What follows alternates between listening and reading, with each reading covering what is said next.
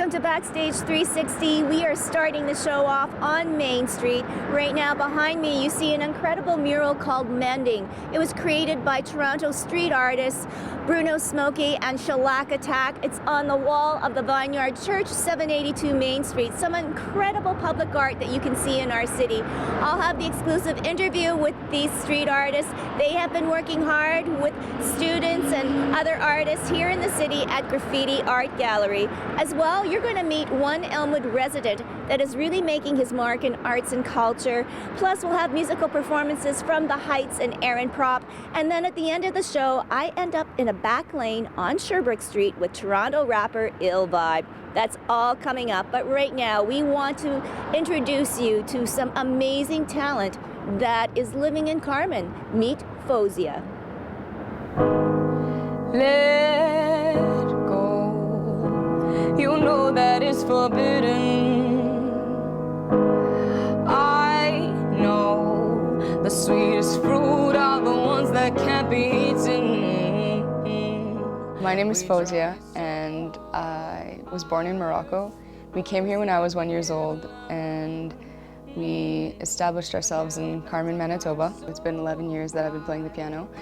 And I've added other instruments to my repertoire, such as the guitar or the violin or other percussion instruments.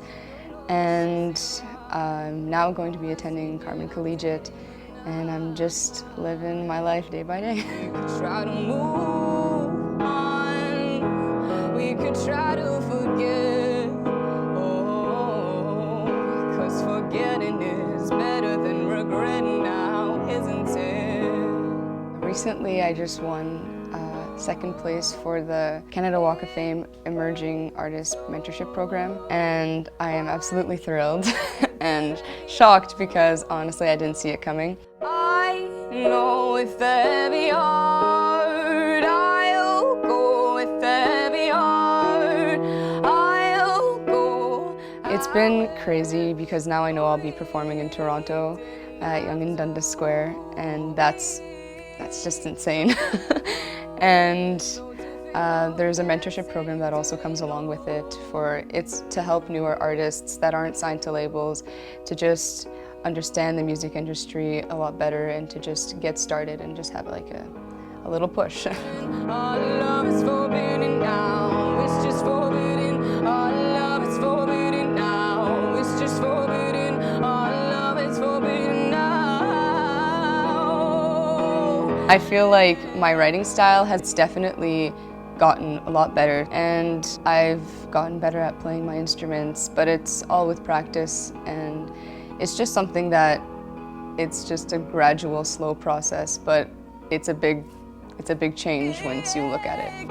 It's the way that it is, and we have to deal with it. There's definitely a lyric that's been floating around in my mind, and it's directed towards absolutely everyone in this world, and I think that it could inspire younger kids or people from different cultures or different ages or genders. I was just thinking, like, this lyric, just because our moves are different doesn't mean that I don't dance, and that's something I think that lots of people should understand. Just because people are different doesn't mean that you can't become president, or you can't become head chef, or honestly, you can't do what you want to do in life. Our love is forbidden, our love is forbidden now, it's just forbidden. I definitely want to pursue my career in music, but I also want to get into med school or something like that. That's definitely what I want to keep doing, and I want to keep writing and learn new instruments, and enjoy life. Our love is forbidden now, it's forbidden. Our love is forbidden now. Sometimes you meet someone that just has an incredible story to tell. And I want to welcome Dennis Miaone. And Dennis, you happen to be one of those people that I met, and I thought, you have to share your story. It is in this book that you wrote, What I Learned from Cancer. And cancer, I know, touches every one of us at some point, whether it's a loved one, a family member, a personal friend, it really pulls, I think, on your whole integrity. But for you, you share an incredible story. So let's start with your story and what you learned from cancer. Well, my story's long. We'll shorten it a bit. Well, I'll try to. I'll give you a long story in a short period of time. 1992, I got my first diagnosis of cancer. I was 27. I had just got married, and I was diagnosed with colorectal cancer, an old man's disease, and it started a journey for me, not only of all of the shock and things that come along with being sick and specifically having cancer. I met what I call heroes and villains in my story.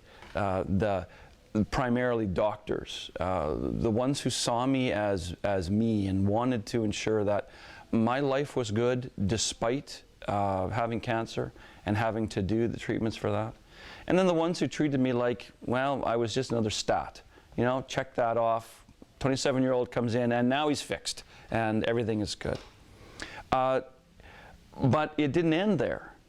Despite the fact that the surgeon cut out the tumor, put me all back together again. It was an early stage, the first one, and so there was no follow-up treatment. I asked my doctor, why did I get this? He said, well, I don't know, and that was kind of it. And we did this follow-up. I was living in Regina. I had done my treatment in Saskatoon, and then through a series of life changes, ended up in Winnipeg. My wife is from here, and so this was a place which became home for me and was home again for her.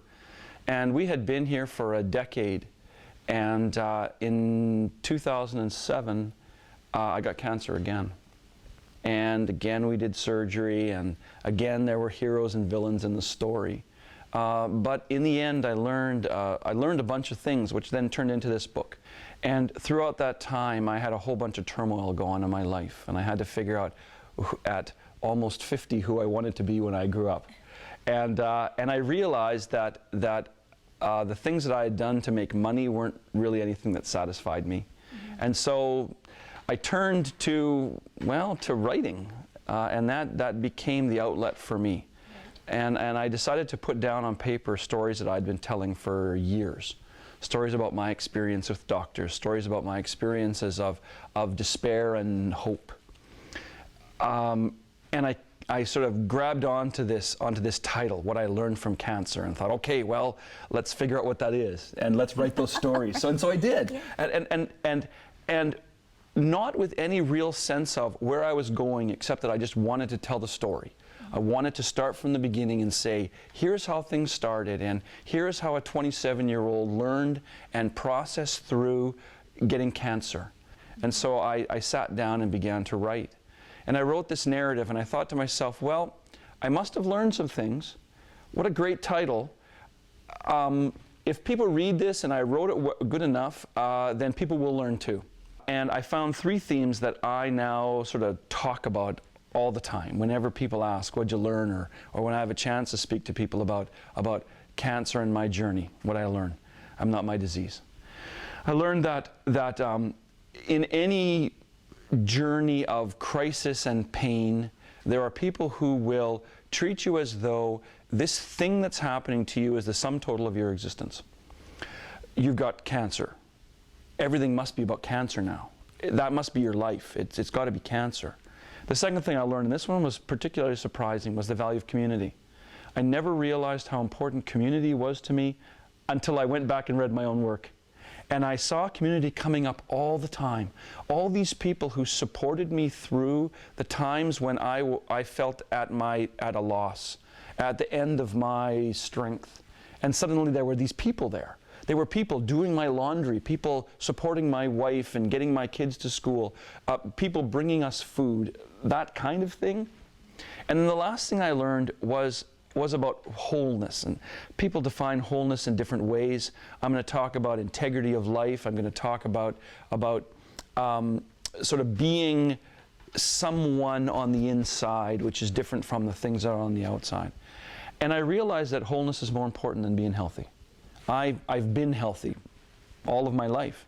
I know people who are obsessed with health and fitness, and I think that those are important things. But you know what? In the end, we're all destined for the same end. So, in a nutshell, well, that's what I learned from cancer. Yes, okay. Well, thank you, Dennis. No, what you say is very thought-provoking. It makes you stop and think. And if we talk about now what you want to do with your life, you're a storyteller, you're an actor, you just did a one-man play. What was that experience like for you? Terrifying. It was terrifying. You know, I thought that I was prepared to interact with people. I've been telling stories and public speaking for 25 years. And I got this crazy idea in my head that I wanted to take my stories and just put it in a different kind of context. What would that look like? And I thought, I could do a fringe play. How hard can that be? Really? I mean, I've seen really, really bad fringe plays. I can be better than that. So I set out as the writer part of me to write a play. And halfway through my short 5-show run, I started writing the next one. So I'm already going. So one more project that I have to figure out how to manage. I know, and I think you're trying to spread the wealth in your community. In Elmwood, is it? Yeah. Yeah, to doing something good too. The broader thing, the bigger picture is to bring art to people that may not be able to afford the high price of tickets to come downtown and see a show, and you're really making it grassroots in your own community, which well, we really love. trying to. You know, right now it's an idea in my head that I'm trying to figure out, and so for me, I've got these ideas about creating a theater in Elmwood, about creating an art gallery in Elmwood, so that people can walk in and go, yeah, I really like that. And, oh, that artist lives around here somewhere. That singer lives around here somewhere. I don't get to go out, but there's childcare here for me, and I can just sit with, you know, by myself with my friends, and we can watch a play, and it's at an affordability level that I can manage. Wow, really? And that was really fun, and that was really good, and that did something to my soul. And so, like I said, it really is it's a thought in my head, and trying to figure out what that might look like. But I really think that's an important piece of bringing communities up. Yeah. Well, certainly, Dennis, you have some wonderful ideas, and I think an abundance of gifts to give Winnipeg. So I want to thank you. We want to thank you for sharing your story, and I think that little community theater is just around the corner. Thanks so much, Dennis. You're welcome. Just as they were trying to kind of almost forget about moving After the break, it's Snack and a Movie with filmmaker Nihat Ademi and his beautiful film, White Balloon.